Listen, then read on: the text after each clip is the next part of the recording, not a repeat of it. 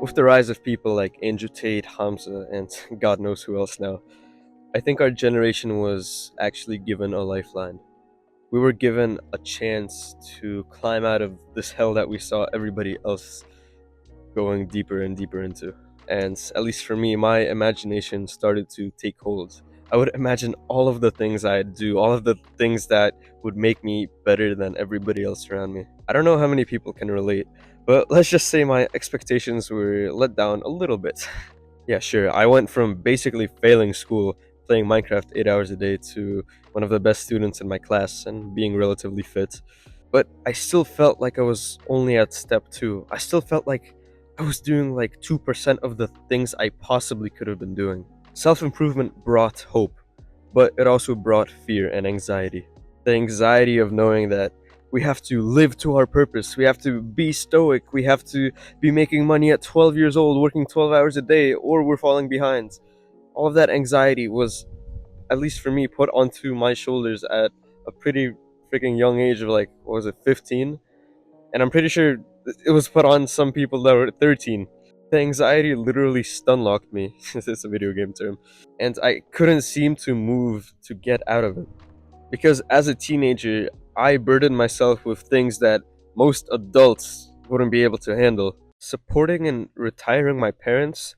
Wait, you're telling me I have to think about that right now when I'm like 13? Finding my purpose? You mean I have to find the thing I'm going to devote my whole life to right now as a teenager? And if I don't, I'm gonna be left behind? And it didn't help that so many people were saying, "Oh, you're starting self improvement so young. Wow, what a great opportunity. Sure hope you don't mess it up." And when you don't live up to your ridiculously high expectations, well, you feel like you're messing it up. And all of this advice emerges from a really good place. Retiring your parents, that's literally beautiful. Finding your purpose, I cannot imagine anything I'd trade for it. But as a teenager, I put so much pressure on myself, and now I see that it was basically for no reason. And all of that pressure, well, almost all of it, was self made. In my experience, people, especially me, aren't very good at thinking far ahead. We might say we are, think like a few years in the future, but really, we like to think of things in weeks and months. Ideally, you want to get results and success as fast as possible. So, what happened when I tried to sit down and work for 12 hours a day? Well, obviously, I failed and my anxiety spiked. I failed to consider that it took those businessmen years to get to that level.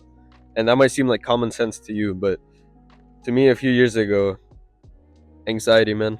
Just pure anxiety. And this might sound soft to all of you alpha males out there, but I think the only thing that truly matters is if you believe that you're improving yourself. What you believe defines how you act and how you live. And constantly comparing yourself to somebody else's standards is trying to live somebody else's life. Everybody goes at their own pace, and that's completely normal.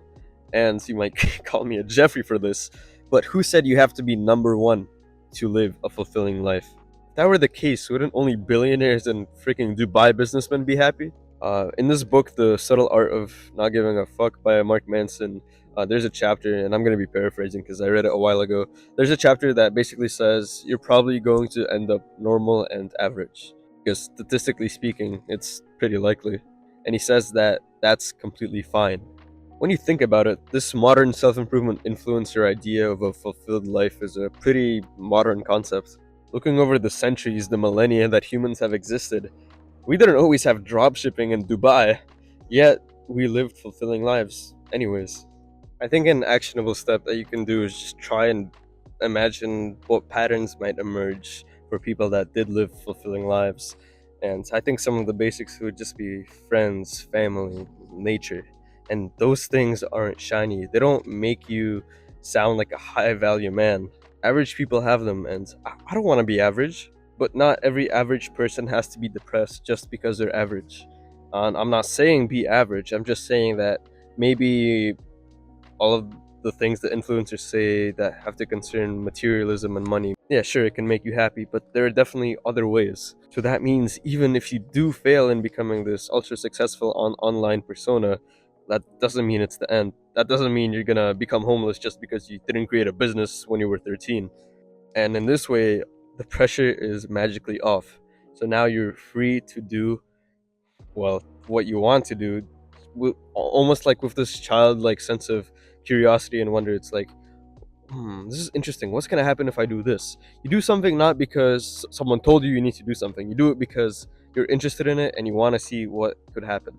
And even with this more laid back kind of mindset, you could still get a lot of stuff done. I formulated this amazing theory and I haven't tested it yet, but basically, I think that you should split your beliefs and your thoughts and your actions into two separate groups. So for your actions, you can adopt this hardworking alpha male grind set where basically you're just working as much as you can on this thing.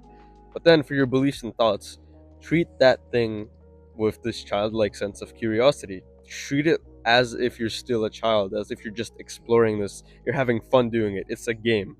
And it's important to not let this fluffy kind of mindset flow into your hard discipline work and the other way around, because they're just going to contaminate each other. And this is easier said than done, but it is just a theory. I don't know, maybe it'll work. I don't see why I wouldn't. So what happened when I called myself a businessman and tried to work on my YouTube channel? Well, all of the reasons I started, all of the fun, all of the wonder, it all just went out the window. And I just started treating it like a business. And that's when anxiety, fear spiked. Frick. That was dangerously close. Most of that anxiety is self-made. Therefore, it can be rid of. Summer is ending right now. I have like 2 weeks left, and I had so many goals. And yeah, sure, I did a few things here or there, but I feel like I could have done so much more. And now, every day that's inching closer to school, I'm stressing myself out saying, oh, you just gotta lock in, bro. Like, oh, when school starts, you're not gonna have time to do anything. So, you just work harder right now or you're gonna fall behind. And the topic of pressure is like a pretty big one because, yeah, you need pressure to motivate change. And especially if you're an adult, you're gonna have a lot more pressure to succeed and make money and stuff. But I'm specifically making this video for teenagers that just feel like they're putting so much pressure on themselves where it's really not necessary.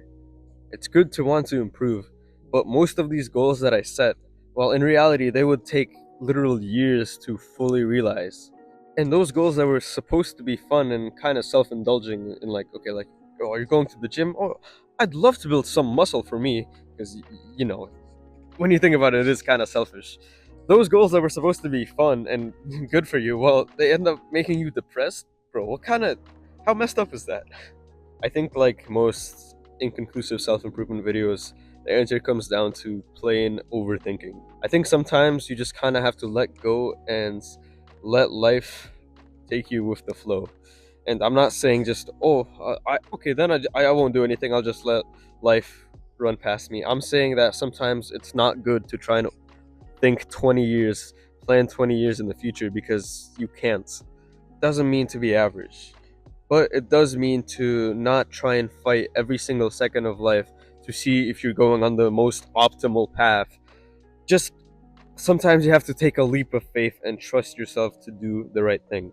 There's only so much planning you can do before a battle, before you actually have to go into battle. Because if you spend too long planning out the battle plan, your enemy is going to take all of the strategic positions and you're just going to lose.